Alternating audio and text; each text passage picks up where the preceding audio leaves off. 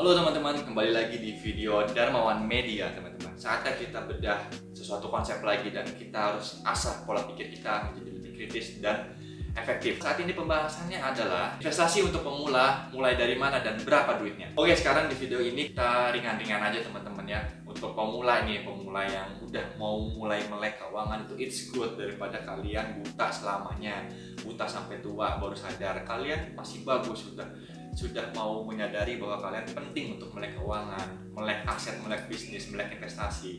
Itu that's good teman-teman. Jadi mulai dari mana sih teman-teman? Jadi kalau kalian masih kuliah, masih sekolah, mau mulai tapi modalnya terbatas, is okay, nggak ada masalah.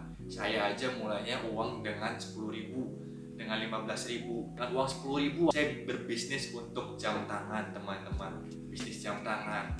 Jadi reseller, saya ambil dari Jakarta, saya jual di kota Cilegon. Di SMA saya lari satu kota Cilegon beli jam tangan saya, jam tangan G-Shock teman-teman. Jam tangan G-Shock waktu itu dijual di mall-mall 180.000. Tapi saya lihat di Jakarta ini ada yang jual modal tangan pertamanya cuma 80.000. Artinya saya bisa profit 100% lebih teman-teman. Dari situ aja saya bisa menghasilkan keuntungan 8 juta setiap bulan teman-teman pada saat SMA. Tidak ada yang mustahil di jenjang kalian masih SMA kek, kalian masih kuliah kek. Itu kalau dalam segi bisnis, tapi kalau dalam segi investasi mulai dari mana dan mulai dari berapa? Dari 10.000 pun bisa teman-teman. Kita contoh, kalian masih sekolah, kalian bisa gak sisihin 5.000 atau 10.000 setiap hari? Kalian itu sudah bisa bikin rekening pegadaian nabung emas. Nabung emas itu bisa berapa aja teman-teman? Setiap hari kalian bisa nabung emas, dan emas harganya stabil dan naik ya, jadi lebih safety secara finansial teman-teman. Jadi kalian bisa panen nanti ketika kalian sudah lulus sekolah atau kuliah, kalian bisa memulai bisnis dari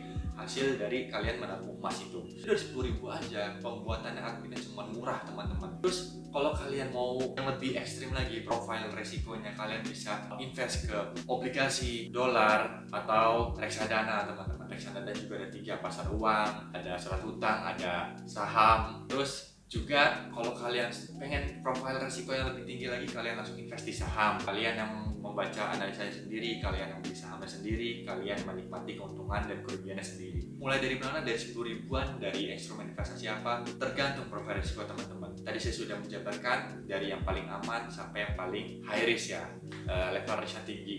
Mulai dari nabung emas nih, nabung emas pegadaian itu is okay lah buat teman-teman kalau masih sekolah, masih kuliah, tabung aja uangnya di situ. Nanti emasnya kan safety, nilai emas itu safety dan jaga lebih cenderung naik. Nanti kalau kalian kebutuhan untuk bisnis atau kalian sudah bisa investasi yang lebih risky dan sekalian sudah punya skillsnya, kalian bisa tarik semua tuh investasi dari pegadaian emasnya, kalian investasikan ke saham. Seperti itu aja dulu teman-teman. Jangan langsung berpikir besok kaya, nanti dulu santai, pelan-pelan aja. Tapi sambil diimbangin seperti saya waktu zaman SMA, saya jual jam tangan G-Shock. Kalau yang kita bisa lakukan pada saat kita kuliah, satu-satunya adalah berdagang. Saya akuin saya hanya bisa melakukan berdagang ketika saya masih sekolah atau berkuliah. Karena apa? Sekolah dan berkuliah itu udah memakan waktu kita. Kita nggak mungkin kerja profesional di luar sekolah dan kuliah kita. Waktunya nggak ketemu karena satu hari cuma 24 jam dan rata-rata aktivitas di jam pagi sampai sore. Paling malam bisa jadi barista atau jadi pelayan, tapi uangnya nggak besar lah menurut saya. Kurang cerdas lah kalau hanya seperti itu. Tapi badannya capek karena kita seharian aktivitas sekolah, kuliah,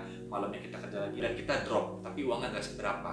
Kalian harus lebih cerdas, yaitu berdagang. Yang saya lakukan waktu SMA adalah berdagang jam tangan G-Shock yang harganya saya beli 80.000-an, tapi di market 180.000, saya jual satu Cilegon laku. Setiap bulan saya mendapat profit bersih 8-12 juta teman-teman waktu saat SMA. Waktu saya kuliah juga apa? Saya nggak bisa mengandalkan dari uang jajan saya. Uang jajan saya nggak begitu besar, untuk hidup aja itu udah cukup. Tapi saya harus berdagang.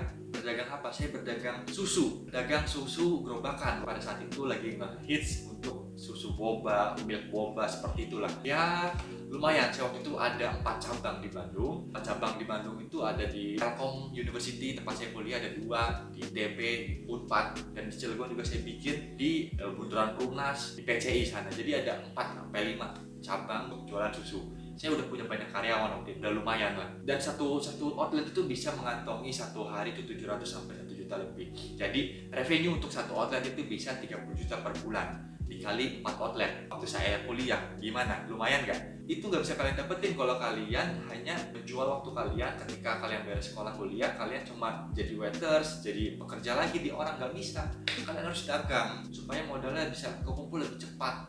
Dagang teman-teman. Kalau nggak ada modal, nggak ada alasan. Saya juga jualan jam tangan waktu SMA, nggak pakai modal. Saya kirim dulu barangnya baru saya jual.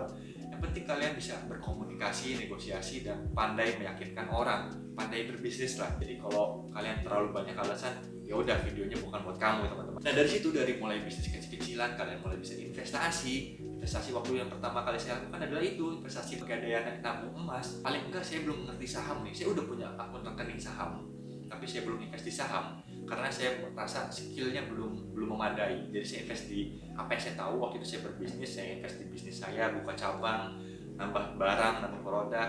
Ketika uangnya makin banyak, ketika bisnisnya sudah stuck, saya likuiditas semuanya, saya uangkan semuanya. Saya beli emas itu setiap bulan, dan saya beli emas banyak untuk menjaga nilai dulu, lalu saya belajar saham. Jika sahamnya saya sudah memiliki skill, saya baru invest di saham. Dan situlah perjalanan saya jadi seorang investor saham. Jadi pelan-pelan teman-teman. Jadi saya juga pemula, gak ada alasan lah untuk pemula tidak bisa mulai, tidak punya modal, tidak punya bisnis investasi. Itu terlalu banyak menyalahkan, terlalu banyak alasan. Lebih baik kalau banyak alasan udah pergi kerja aja, besok kerja, akhir bulan gajian udah.